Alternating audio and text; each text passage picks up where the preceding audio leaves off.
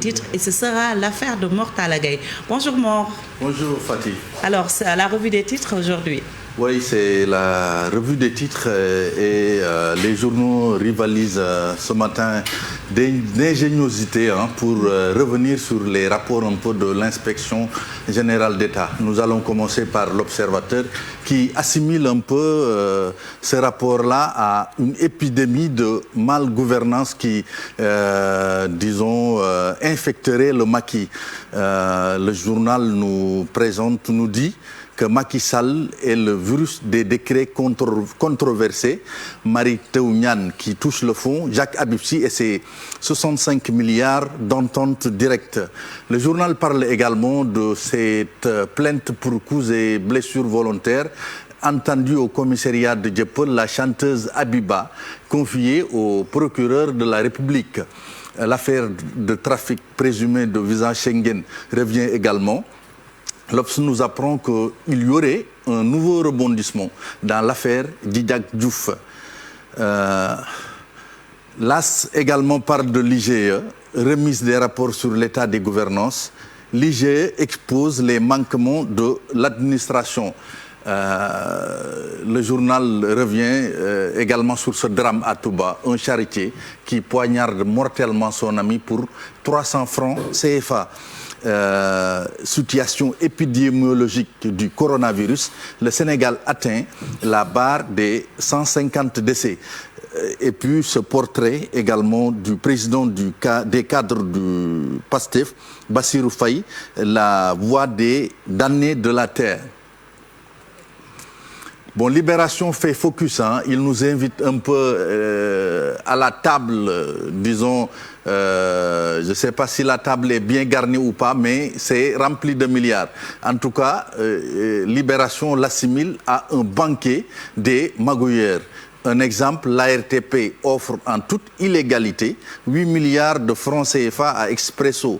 Ferra, 3,3 milliards de francs CFA pour des appuis institutionnels. Et puis,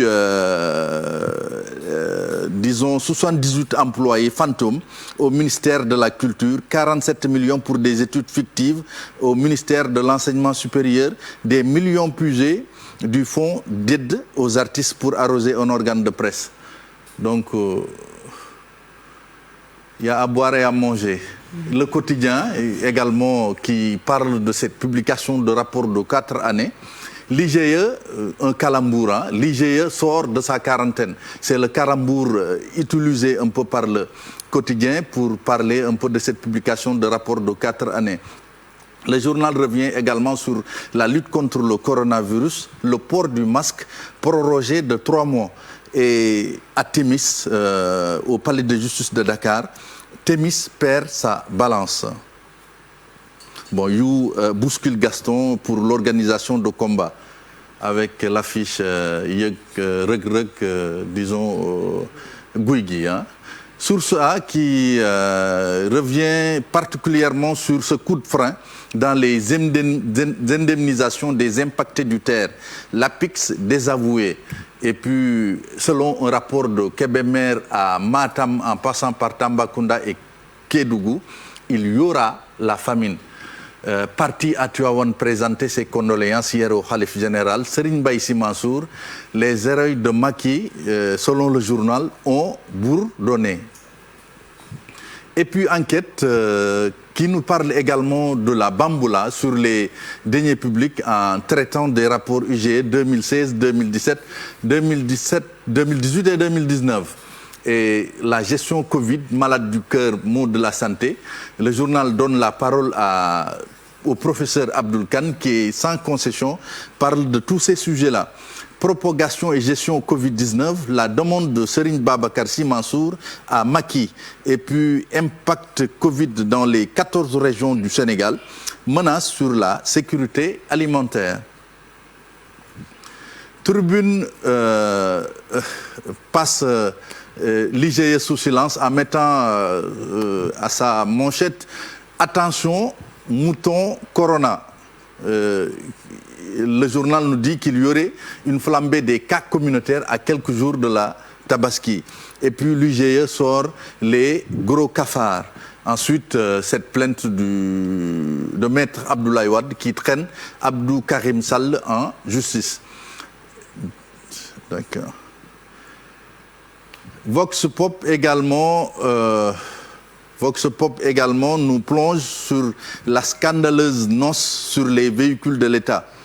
Tenez-vous bien, 80 véhicules prévus en 2018, 882 finalement commandés. Des officiels s'accaparent des véhicules de l'État, d'autres les prêtent à des tiers. Hausse des tarifs, les Tata font marche arrière. Et puis à Tivaouane, Tivaouane qui demande à Macky de corser les mesures. Bagarre mortelle à Touba, ce drame survenu à Touba, Daoul Khare, poignarde Baïzal. Pour les journaux d'information générale, on va terminer par les Échos. Les Échos nous replongent dans l'affaire Petrotim. Le doyen des juges boucle le dossier mais ne trouve rien. X n'a pas été trouvé et aucune charge n'a été retenue contre Aliou Sall et les autres personnes entendues. Et puis à Tivaouane, le Khalif assène ses vérités sur la Covid-19. Ce qui se passe est une calamité et non une maladie. Ce sont les propos du Khalif général des Tidjanes, Serigne Babacar Sy Mansour. Et puis, centre de Yeumbeul Nord se fait cocasse quand même. Un patient atteint de Covid-19 s'évade à cause des conditions de prise en charge en passant par le plafond d'une salle du centre. On va terminer par le sport. Le TAS qui suspend un peu l'exclusion de City en C1. City a été condamné et puis maintenant, disons, cette décision est mise entre parenthèses. Pep Guardiola, le coach de City, qui va lancer l'assaut pour Kalidou Koulibaly. Et puis en Espagne, 4 points d'avance sur le Barça. Le Real a une victoire du titre. Et puis Edouard Mendy, qui a été recruté à 2 milliards il y a un an, et maintenant qui vaut 6 milliards de francs CFA. Stade également revient sur, disons, Gana Gueye, premier au test, premier match, premier but. Gana Gueye, le journal nous dit qu'il marque son territoire. Et puis le Real, qui vogue dans cette voie Real-là bien dégagée pour décrocher, disons, le championnat, le titre de championnat d'Espagne, de champion d'Espagne. Le Real a une victoire du titre. Morientes qui fait des éloges à Benzema pour dire qu'il est le joueur clé du Real de Madrid. Et puis Paul Pogba voit grand pour les Red Devils. Rien ne peut nous empêcher d'atteindre nos objectifs.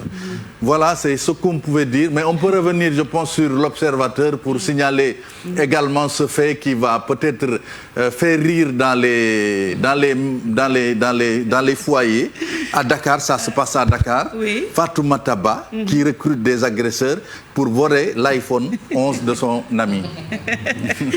La dernière fois, c'était Nénégalais qui avait soutiré 70 millions à son époux émigré. Et puis pour se payer un mariage avec son petit ami. Mais que contient ce téléphone pour que quand même cette femme... C'est un iPhone 11. Hein. Bon, le prix au-delà de la du million. Non. Comme on dit, l'iPhone. Est-ce qu'il ne s'agit pas d'une question de contenu? Parce que les femmes également, il y en a qui contrôlent tout.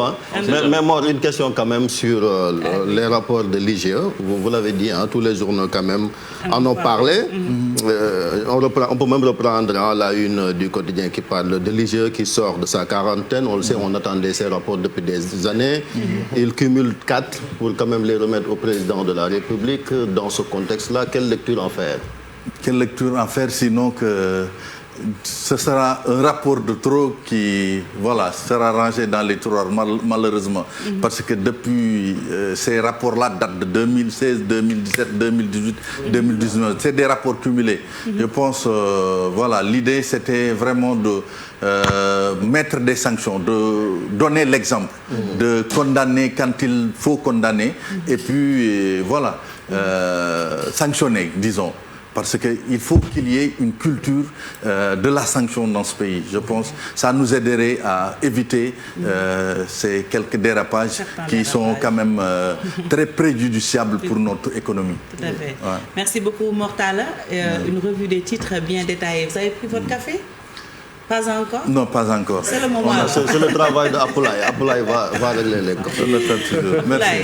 Apulaye dégg nga Mortal li mu wax nee na naanagul café. En tout cas, on vous souhaite une très bonne journée. Merci, bonne journée. Alors rendez-vous à demain inchallah. Mortal Gaye ñu koy sant bu baax di ko gërëm ci la revue des titres noonu itam lañ leen di ñaanalee kenn jàmm.